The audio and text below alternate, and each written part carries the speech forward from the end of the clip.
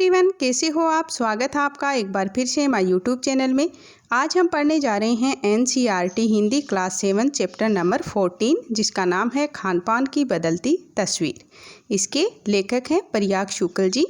तो इस पाठ में लेखक ने हमें ये बताने का प्रयास किया है। लेखक यहाँ कह रहे हैं कि हम दूसरे प्रांतों के जो खाद्य पदार्थ हैं को अपनाएं, लेकिन अपने प्रांत के खाद्य पदार्थों यानी जो खान पान है इसके अस्तित्व को मिटने ना दें। तो चलो अब पाठ को स्टार्ट करते हैं। पिछले 10-15 वर्षों में हमारी खान पान की संस्कृति में एक बड़ा बदलाव आया है। इडली, डोसा, बड़ा सांभर, रसम अब केवल दक्षिण भारत तक ही सीमित नहीं रहे, ये उत्तर भारत के भी हर शहर में उपलब्ध हैं। यानी मतलब जो पीछे की जो 10-15 वर्ष हैं उसमें हमारे खान पान की जो संस्कृति है इसमें एक बहुत बड़ा बदलाव है वो देखने को मिला है, जिसमें इडली, डोसा है, बड़ा सांभर है, रसम है, ये हैं दक्षिण भारत के खाद्य पदार्थ जो अब उत्तर भारत में भी उपलब्ध हो जाते हैं। और अब तो उत्तर भारत की ढाबा संस्कृति लगभग पूरे देश में फैल चुकी है। और जो उत्तर भारत है इसमें जो ढाबा संस्कृति है वह भी पूरे देश में फैल चुकी है, जो एक प्रसिद्ध संस्कृति है ढाबा संस्कृति। अब आप कहीं भी हों, उत्तर भारतीय रोटी, दाल, साग आपको मिल ही जाएंगे। फास्ट फूड, तुरंत भोजन, फास्ट यानी जल्दी, तुरंत भोजन का चलन भी बड़े शहरों में खूब बढ़ा है। इस फास्ट फूड में बर्गर, नूडल्स जैसी कई चीज़ें शामिल हैं। यानी ये चीज़ है वो मतलब फास्ट तरीके से बन जाती हैं, तैयार हो जाती हैं। एक ज़माने में कुछ ही लोगों तक सीमित चाइनीज़ नूडल्स अब संभवतः किसी के लिए अजनबी नहीं रहे। यानी मतलब हर जगह मिल जाते हैं और सब इसका जो खाद्य पदार्थ है इसका प्रयोग करते हैं खाने में। तो यह संभवतः किसी के लिए अब अजनबी नहीं है, सब इसके बारे में जानने लग गए हैं।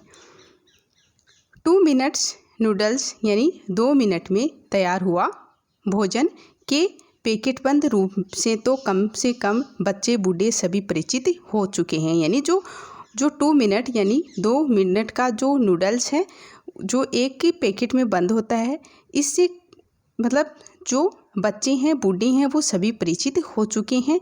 इसी तरह नमकीन के कई स्थानीय प्रकार अभी तक भले मौजूद हों, लेकिन आलू चिप्स के कई विज्ञापित रूप तेज़ी से घर घर में अपनी जगह बनाते जा रहे हैं। यानी जो आलू चिप्स है वो मतलब हर घर में देखने को मिल जाता है, मतलब बहुत ही तेज़ी से अपनी जगह बनाते जा रहा है।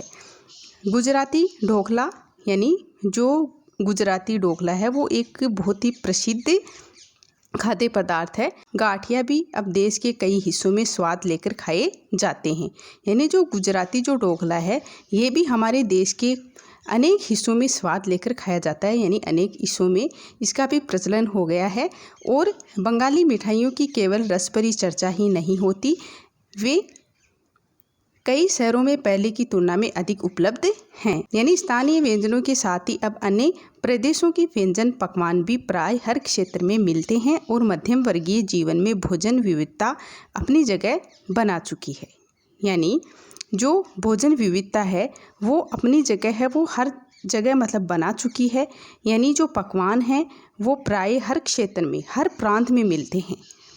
और जो मध्यम वर्गीय जो जीवन है में भोजन की जो विविधता है यानी भिन्न भिन्न प्रकार के भोजन है वो अपनी जगह है वो बना चुकी है। कुछ चीज़ें और भी हुई हैं। मसलन अंग्रेजी राज तक तो ब्रेड केवल साहबी ठिकानों तक ही सीमित थी।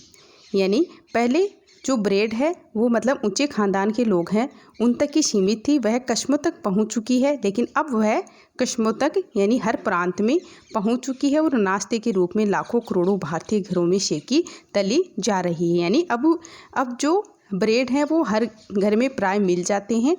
खान पान की इस बदली हुई संस्कृति से सबसे अधिक प्रभावित नई पीढ़ी हुई है। यानी जो खान पान की जो बदलती हुई जो संस्कृति है इससे सबसे ज़्यादा प्रभावित है वो आज की नई पीढ़ी, युवा पीढ़ी हुई है, जो पहले के स्थानीय भोजनों के बारे में बहुत कम जानती है। यानी धीरे धीरे जो हमारी जो संस्कृति है वो मतलब उसका अस्तित्व है वो कम होता जा रहा है, पर कई नए व्यंजनों के बारे में बहुत कुछ जानती है। यानी हमारे जो प्रांत के जो व्यंजन हैं उसका अस्तित्व धीरे धीरे कम होता जा रहा है। जो आज की पीढ़ी है वो इनके बारे में मतलब कम जानती है और जो आज के जो नए नए जो व्यंजन हैं इनके बारे में बहुत कुछ जानने लग गई है। स्थानीय व्यंजन भी तो अब घटकर कुछ ही चीज़ों तक सीमित रह गए हैं। मुंबई की पाव भाजी और दिल्ली के छोले कुलचों की दुनिया पहले की तुलना में बड़ी ज़रूर है, पर अन्य स्थानीय व्यंजनों की दुनिया में छोटी हुई है। और जानकार ये भी बताते हैं कि मथुरा के पेड़ों और आगरा के पेठे नमकीन अब वह बात कहाँ रही, यानी जो चीज़ें बची हुई हैं उनकी गुणवत्ता में फ़र्क पड़ा है। यानी अब की जो नई नई जो चीज़ें आ रही हैं, जो स्थानीय व्यंजन है उसकी दुनिया है वो छोटी हो गई है। जो स्थानीय व्यंजन है उनकी जो वैल्यू है वो घटकर मतलब उनकी गुणवत्ता है उस पर भी फर्क पड़ा है और उनकी वैल्यू भी धीरे धीरे कम होती जा रही है, उनका अस्तित्व है वो कम होता जा रहा है। फिर मौसम और ऋतुओं के अनुसार फलों खाद्यान्नों से जो व्यंजन और पकवान बना करते थे उन्हें बनाने की फुर्सत भी अब कितने लोगों को रह गई है। यानी मतलब जो पकवान 5-4 मिनट में बन जाते हैं, तो अब इतनी मेहनत कौन करेगा, इतना टाइम किसके पास है कि फुर्सत है ही नहीं कि अब कितने लोगों के पास इतनी फुर्सत है कि वो फलों और खाद्यान्नों से व्यंजन है और जो पकवान है वो बनाएं। अब गृहिणियाँ या कामकाजी महिलाओं के लिए खरबूजे के बीज सुखाना, छीलना और फिर उसे व्यंजन तैयार करना सचमुच दुस्साध्य है, यानी बहुत ही कठिन काम है ये। यानी हम पाते हैं कि एक और स्थानीय व्यंजनों में कमी आई है, दूसरी ओर वे ही देशी विदेशी व्यंजन अपनाए जा रहे हैं जिन्हें बनाने पकाने में सुविधा हो। जटिल प्रक्रियाओं वाली चीज़ें जो कभी कभार व्यंजन पुस्तिकाओं के आधार पर तैयार की जाती है। यानी कभी कभी जो जटिल व्यंजन बनाने होते हैं तो उनको जो पुस्तिकाएं हैं उनके आधार पर यानी उनमें मतलब देखकर है वो तैयार की जाती है। अब शहरी जीवन में जो भागम भाग है उसे देखते हुए ये स्थिति स्वाभाविक लगती है। फिर कमर तोड़ महंगाई ने भी लोगों को कई चीज़ों से धीरे धीरे वंचित किया है। यानी अब महंगाई भी ज़्यादा बढ़ गई है, इससे भी लोग हैं वो धीरे धीरे इन चीज़ों से वंचित होते जा रहे हैं। जिन व्यंजनों में बिना मेवों के स्वाद नहीं आता उन्हें बनाने पकाने के बारे में भला कौन 4 बार नहीं सोचेगा। यानी जिन व्यंजनों में बिना मेवों के स्वाद नहीं आता है उन्हें बनाने पकाने के बारे में भला कौन 4 बार नहीं सोचेगा। खान पान की जो एक मिश्रित संस्कृति बनी है इसके अपने सकारात्मक पक्ष भी हैं। गृहिणियों और कामकाजी महिलाओं को अब जल्दी तैयार हो जाने वाले विविध व्यंजनों की विधियां उपलब्ध हैं। यानी अब इतना समय नहीं है। गृहिणियों और कामकाजी जो महिलाएं हैं उनको मतलब जल्दी से तैयार होने वाली जो विविध यानी विभिन्न प्रकार के जो व्यंजन हैं उनकी विधियां हैं वो उपलब्ध हैं, उनको आने लग गई हैं। नई पीढ़ी को देश विदेश के व्यंजनों को जानने का सुराग मिला है, भले ही किन्हीं कारणों से और किन्हीं खास रूपों में, क्योंकि यह भी एक सच्चाई है कि ये विविध व्यंजन उन्हें निखालस रूप में उपलब्ध नहीं है। यानी कि यह एक सच है, ये सच्चाई है कि जो विभिन्न प्रकार के जो व्यंजन हैं उन्हें निखालस के रूप में उपलब्ध नहीं है। आज़ादी के बाद उद्योग धंधों नौकरियों तबादलों का जो एक नया विस्तार हुआ है उसके कारण भी खान पान की चीज़ें किसी एक प्रदेश से दूसरे प्रदेश में पहुंची है। यानी मतलब हम जब हमारे प्रांत को छोड़कर दूसरे प्रांत में नौकरी के लिए जाते हैं, वहाँ हमारा ट्रांसफ़र हो जाता है, तो वहाँ से मतलब वहाँ भी अलग तरह का जो हमें व्यंजन बनाने या खाने को मिलते हैं तो उससे भी ये फ़र्क पड़ता है और ये हमारे प्रांतों में एक दूसरे प्रांत में पहुँच जाता है।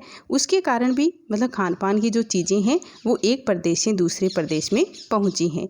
बड़े शहरों के मध्यम वर्गीय स्कूलों में जब दोपहर के टिफ़िन के वक्त बच्चों के टिफ़िन डिब्बे खुलते हैं तो उनमें विभिन्न प्रदेशों के व्यंजनों की एक खुशबू उठती है। यानी स्कूलों में जब बच्चे हैं वो अपना टिफ़िन खोलते हैं तो उसमें भिन्न भिन्न प्रदेशों के व्यंजनों की एक खुशबू है वो उठती है। हम खान पान से भी एक दूसरे को जानते हैं। इस दृष्टि से देखें तो खान पान की नई संस्कृति में हमें राष्ट्रीय एकता के लिए नए बीज भी मिल सकते हैं। बीज भली भांति तभी अंकुरित होंगे जब हम खान पान से जुड़ी हुई दूसरी चीज़ों की ओर भी ध्यान देंगे।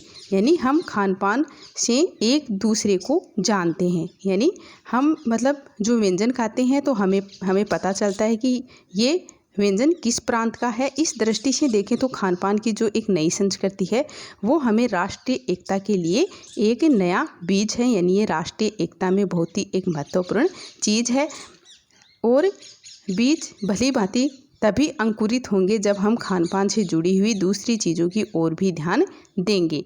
मसलन हम उस बोली बानी भाषा भूषा आदि को भी किसी न किसी रूप से ज़्यादा जानेंगे और किसी खान पान विशेष से जुड़ी हुई हैं। इसी के साथ ध्यान देने की बात यह है कि स्थानीय व्यंजनों का पुनरुद्धार भी जरूरी है, यानी यह भी मतलब एक ध्यान देने की बात है कि जो स्थानीय व्यंजन हैं, जो हमारे प्रांत के व्यंजन हैं का पुनरुद्धार यानी फिर से उद्धार करना भी ज़रूरी है, क्योंकि इनका धीरे धीरे वो जो अस्तित्व है वो कम होता जा रहा है, मिटता जा रहा है, जिन्हें अब एथेनिक कहकर पुकारने का चलन बढ़ा है। ऐसे स्थानीय व्यंजन केवल 5 सितारा होटल के प्रचारार्थ नहीं छोड़ दिए जाने चाहिए। 5 सितारा होटलों में वे कभी कभार मिलते रहे हैं, पर घरों बाज़ारों में गायब हो जाएं तो यह एक दुर्भाग्य ही होगा। अच्छी तरह बनाई पकाई गई पूड़ियाँ, कचौड़ियाँ, जलेबियाँ भी अब बाज़ारों से गायब हो रही है। मौसमी सब्जियों से भरे हुए समोसे भी अब कहाँ मिलते हैं। उत्तर भारत में भी उपलब्ध व्यंजनों की भी दुर्गति हो रही है, यानी जो हमारे स्थानीय व्यंजन हैं उनका जो अस्तित्व है अब बहुत ही कम होता जा रहा है। तो हमें इनके जो पुनः उद्धार है वो इनका बहुत ही ज़रूरी है। अचरज नहीं कि पहले उत्तर भारत में जो चीज़ें गली मोहल्लों की दुकानें में आम हुआ करती थी उन्हें अब खास दुकानों में तलाशा जाता है, यानी जो हमारे स्थानीय व्यंजन हैं वो हर गली हर मोहल्ले की दुकानों में मतलब मिल जाते थे, ये एक आम बात थी। लेकिन अब उन्हें खास दुकानों में ही तलाशा जाता है, यानी वो हर कहीं नहीं मिलते हैं। यह भी एक कड़वा सच है कि कई स्थानीय व्यंजनों को हमने तथाकथित आधुनिकता के चलते छोड़ दिया है और पश्चिम की नकल में बहुत सी ऐसी चीज़ें अपना ली हैं जो स्वाद, स्वास्थ्य और सरसता के मामले में हमारे बहुत ही अनुकूल नहीं हैं। यानी मतलब ऐसे जो खाद्य पदार्थ हैं, जो व्यंजन हैं, वो हमने इस तरह के अपना लिए हैं जो हमारे स्वास्थ्य के लिए भी अनुकूल नहीं हैं। और हो यह भी रहा है कि खान पान की मिश्रित संस्कृति में हम कई बार चीज़ों का असली और अलग स्वाद नहीं ले पा रहे हैं।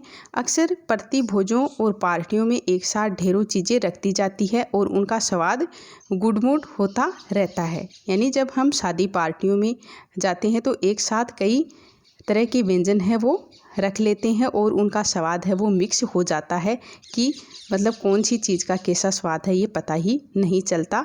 खान पान की मिश्रित या विविध संस्कृति हमें कुछ चीज़ें चुनने का अवसर देती है, हम उनका लाभ प्राय नहीं उठा रहे हैं। यानी जो खान पान की जो मतलब जो मिश्रित जो संस्कृति है, जो विविध संस्कृति है, वो हमें कुछ चीज़ें चुनने का अवसर देती है, यानी कुछ चीज़ें सीखने का अवसर देती है, लेकिन हम उसका लाभ नहीं उठा रहे हैं। हम अक्सर एक ही प्लेट में कई तरह के और कई बार तो बिल्कुल विपरीत प्रकृति वाले व्यंजन परोस लेना चाहते हैं।